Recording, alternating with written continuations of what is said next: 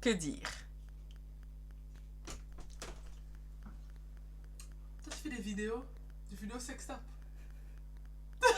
Après, je vais commencer à danser ici.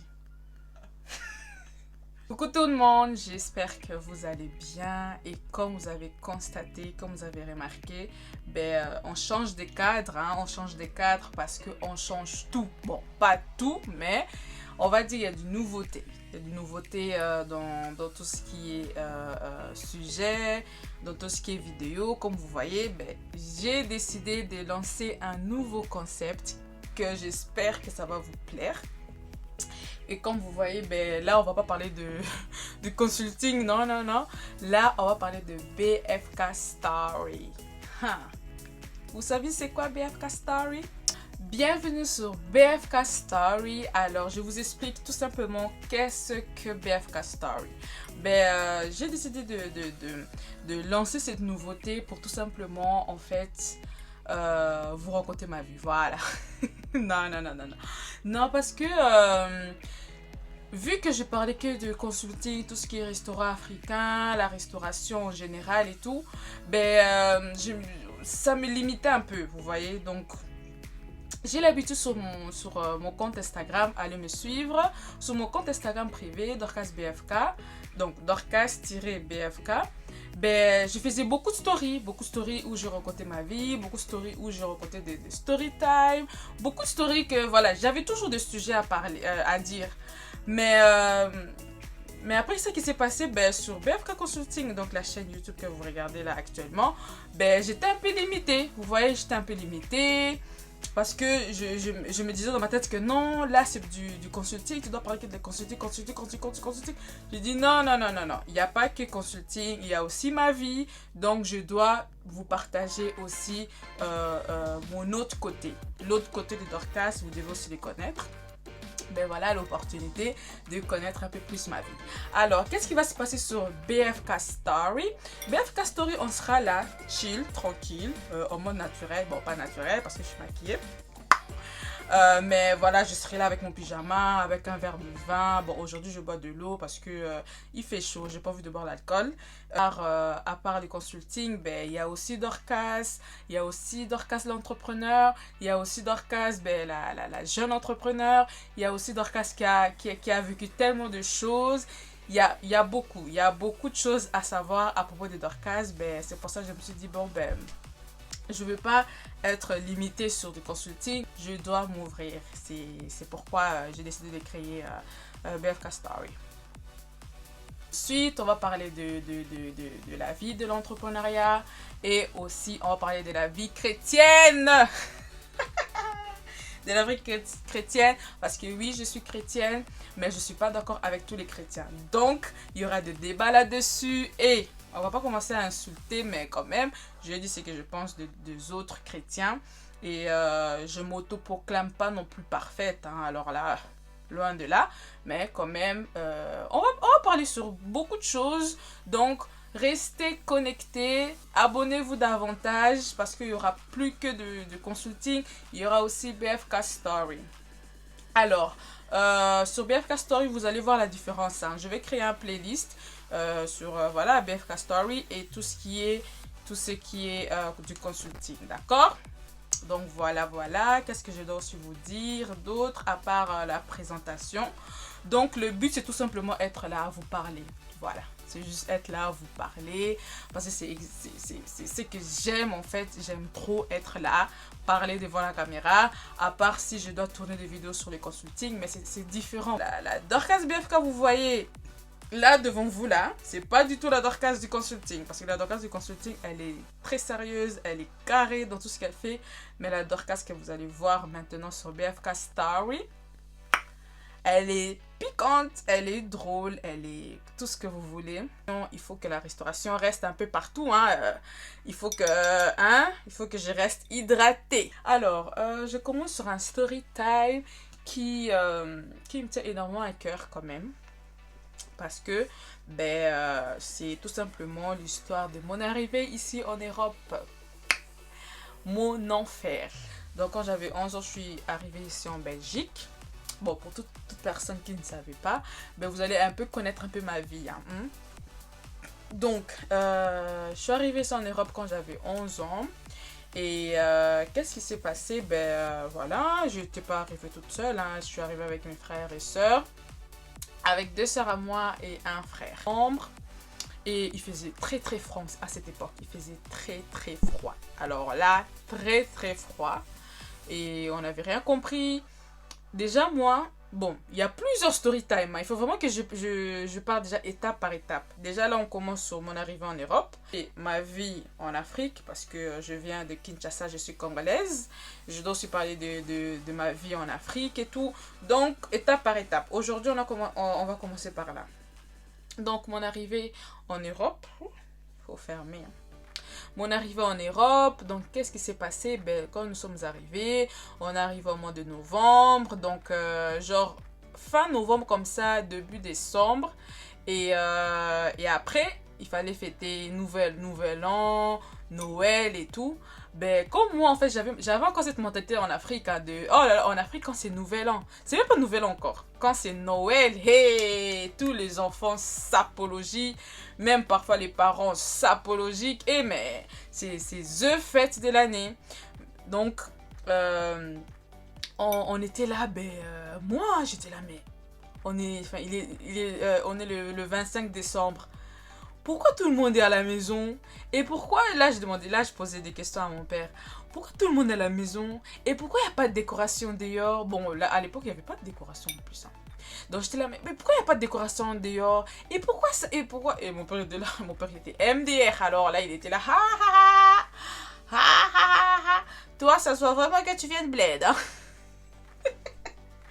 Il était là, non, non, non, ma fille, ici, franchement, Noël, ou soit on fête sans famille, ou soit on ne fait rien du tout. J'étais un peu triste, c'était le premier claquement, voilà.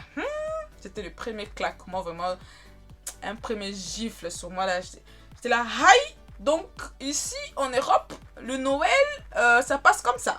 Bon, à part si vous voulez fêter ça avec la famille, des cadeaux et tout. Mais, chez les Africains... allez, pas tout le temps, hein. Et surtout à cette époque-là, on n'avait rien fait. Alors rien. Donc c'était comme un jour normal.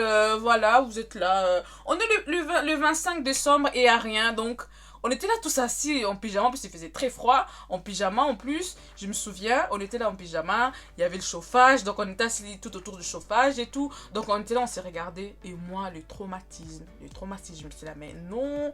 Moi, voilà, j'ai envie de m'habiller. Tu vois, comme en Afrique, on s'habille et tout. Et mon père, il a dit non, ma fille, reste là. Prends chaud là, ou va prendre chocolat chaud. Tu bois, plus il fait froid. Prends chocolat chaud, regarde la télé.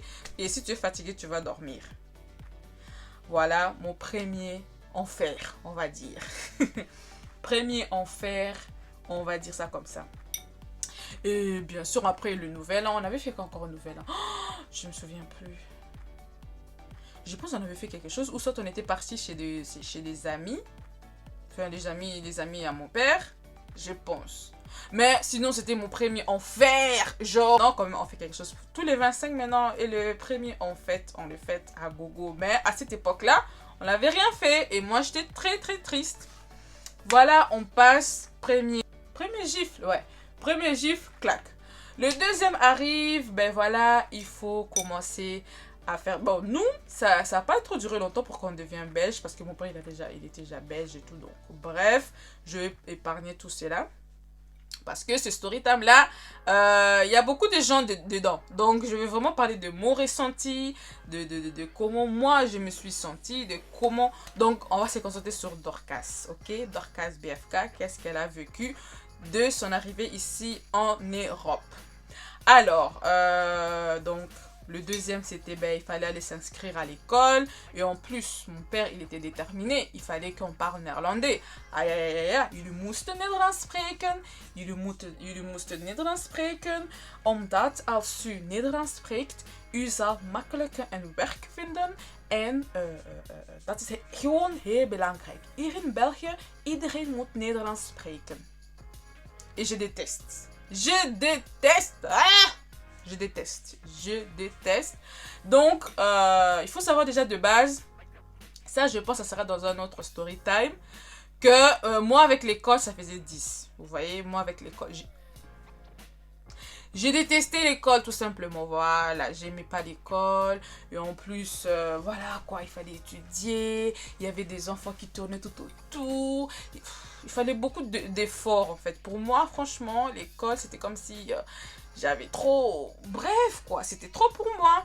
Donc ici, nous sommes arrivés, ben, il fallait aller s'inscrire à une école spéciale pour apprendre le néerlandais, la langue néerlandaise.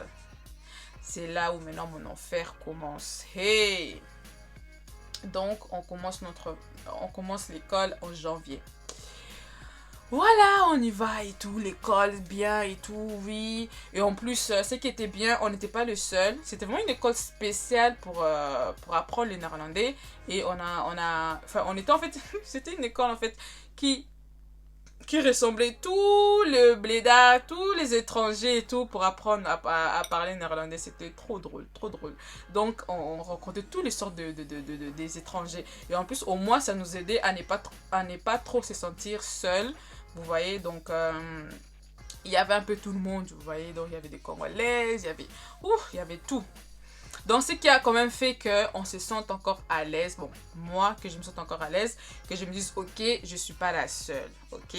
En plus, je me suis fait des copines et tout. Donc, franchement. Mais, le point négatif, c'est tout simplement, ben, vu que vous voulez rester entre vous, ben, vous apprendrez... Enfin, tu apprends moins le néerlandais parce que tu es entouré des étrangers, entouré de personnes qui viennent du même pays que toi, donc vous parlez votre langue et tout. Donc là, il y avait vraiment des difficultés. Là, j'avais des difficultés parce que ben, c'était comme si en classe, je devais juste parler néerlandais et quand c'était la pause, ben, je devais oublier, vous voyez. Et en plus, moi, le néerlandais, déjà l'école avec moi, ça fait 10. Et alors, néerlandais et moi, là. On a un grand écart au milieu de nous. Alors là, vraiment... Déjà, quand je suis arrivée en Europe, je croyais qu'on va parler anglais. Comme je me disais, ok, on va parler anglais, trop bien et tout. Anglais et français. Moi, le néerlandais, je ne connaissais même pas c'était quoi le néerlandais. Quand on m'a dit, oui, vous allez aller dans une école spéciale pour apprendre le néerlandais, j'étais là, quoi? Néerland quoi? Néerlandais quoi? Oh non, j'étais déjà dégoûtée. J'étais là. Déjà de 1, je dois aller à l'école. De 2, je dois apprendre une langue que je connais pas. Vous imaginez l'angoisse? Mais est-ce que vous imaginez... Rien que l'angoisse en fait, juste l'enfer. Vraiment, pour moi, c'était l'enfer. Oui, papa, quand tu vas voir cette vidéo, que j'espère pas que tu vas le regarder, c'était l'enfer pour moi. Vraiment, papa, je suis désolée. J'étais en enfer. Vraiment, je vais boire de l'eau, hein, c'est mieux. Donc, c'était l'enfer. Et ensuite, qu'est-ce qui s'est passé? Ben, voilà, on s'est inscrit.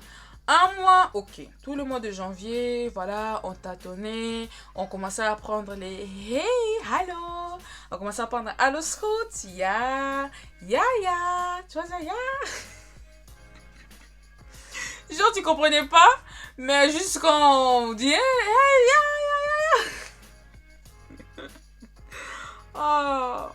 Et les gars, vous savez combien de temps ça m'a pris pour que je puisse déjà de 1 comprendre, parler et écrire? Je vous laisse deviner. Je vous laisse deviner. Deviner, ça m'a pris combien de temps? Ça m'a